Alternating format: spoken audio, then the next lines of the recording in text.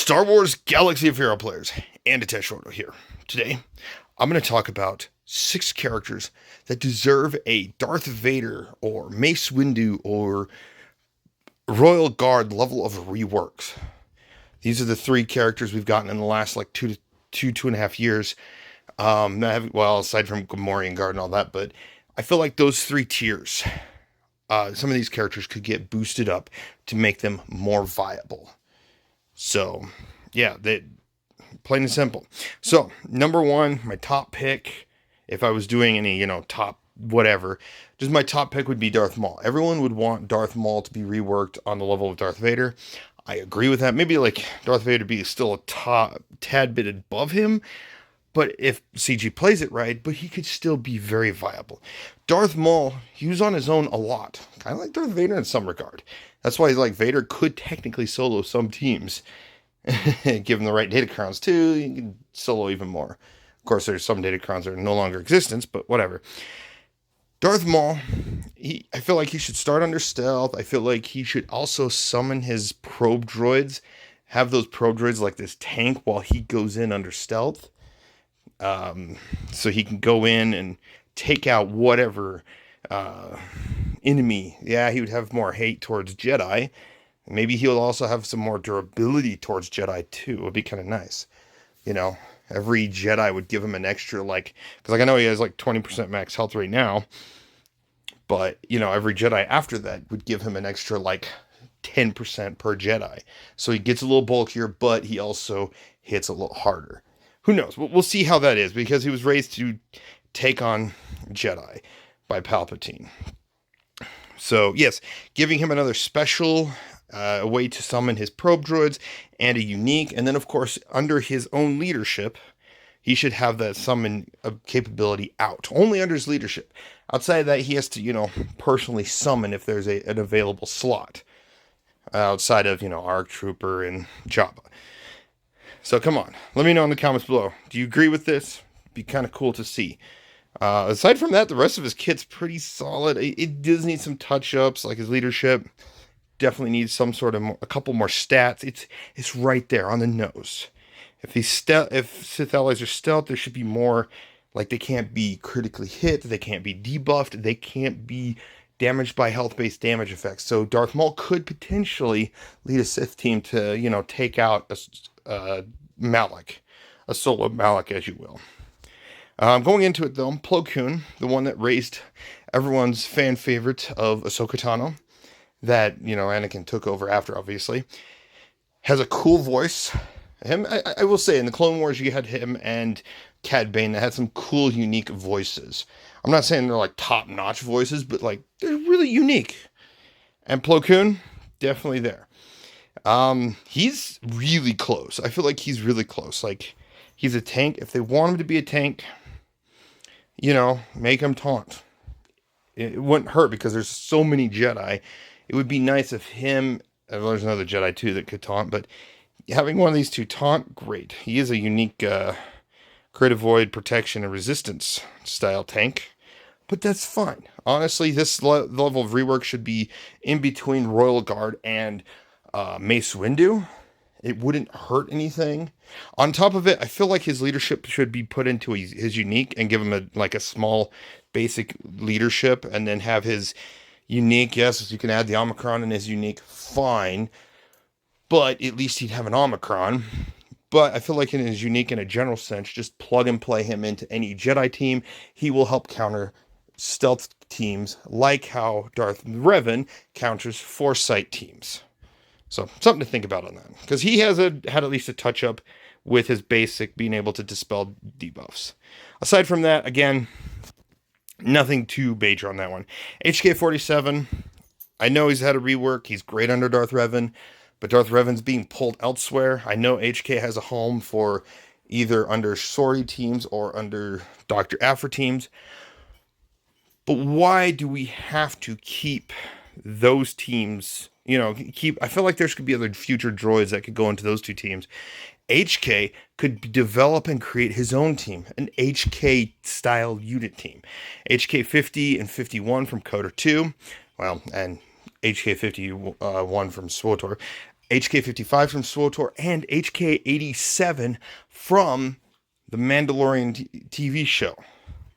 There could be some cool, unique strategies with those guys.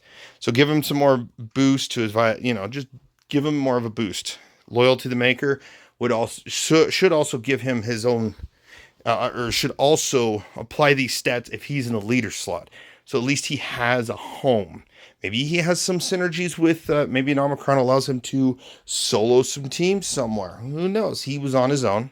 Kind of like Darth Maul. They're both characters that are on their own, and they've been able to solo lots of enemies. So I don't know why they couldn't. Just saying. Next, Visas Mar. This one's really unique. Her first master, at least based on lore, after she was, one of the sole survivors of her planet, thanks to Nihilus's force drain, was Darth Nihilus. But she has no synergy with him. And there's no real other appearance for her. So I feel like the best move CG can have, this could be a level of Vader. And make her more plug and playable. And that is to make her a neutral character. Why? Because there's in Coder 2, she's kind of in a sense of, she was dark, but then she kind of goes to light by the end of it. So it's her transition. Yes, Starkiller, if Starkiller's in a team, another Galactic Legend, stuff like that, she would stay the light side version.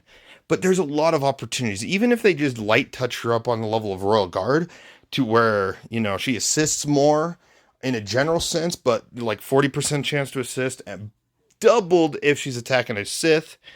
Give her more opportunities to counter, give her a little bit more health, more tenacity, maybe even some more health steal.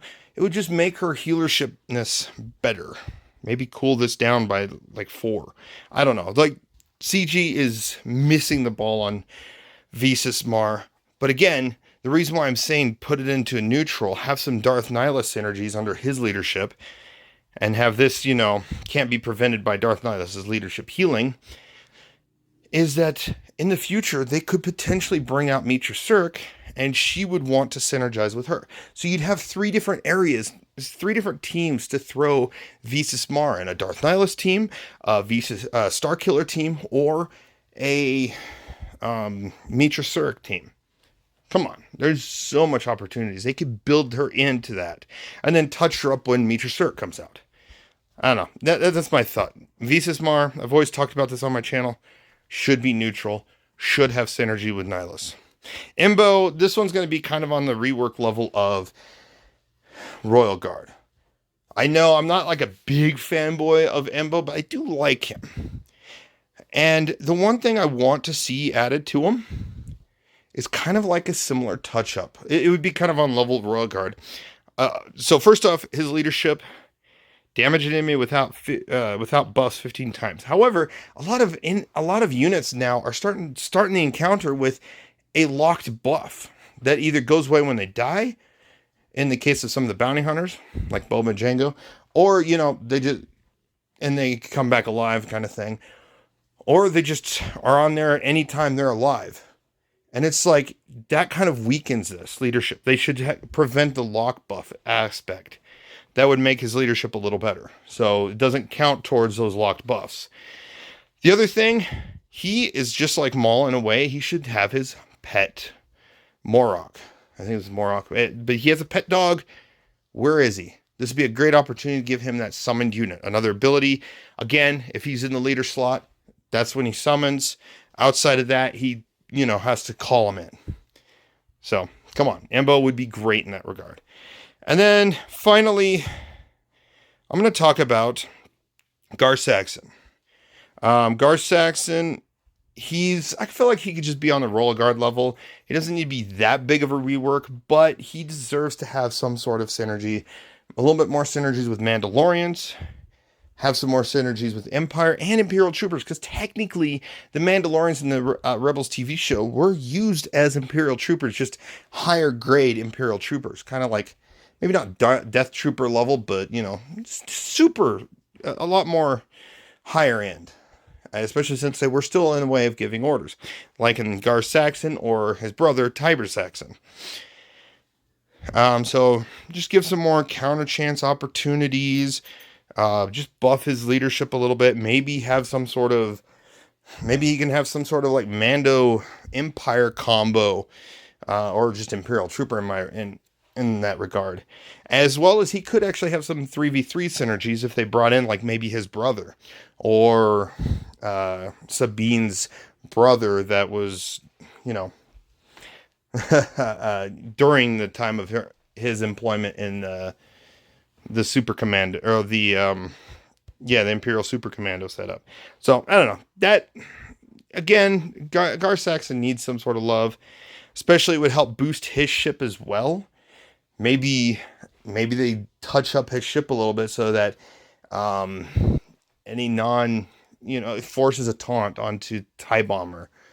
I don't know. That'd be too much, I guess, because of how crazy broken the Imperial fleets are getting nowadays with the Scythe and the TIE Defender. But again, going back to it, Gar Saxon Imperial Super Commando, low on the list.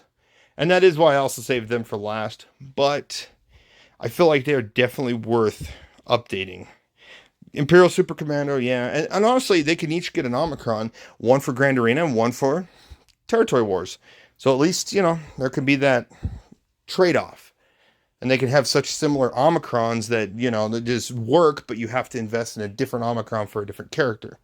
So, but let me know what you guys think in the comments below. Do you agree? Do you disagree with these characters needing a rework? I feel like the biggest one is Darth Maul. So let me know. Thank you for watching, and you guys have a phenomenal day.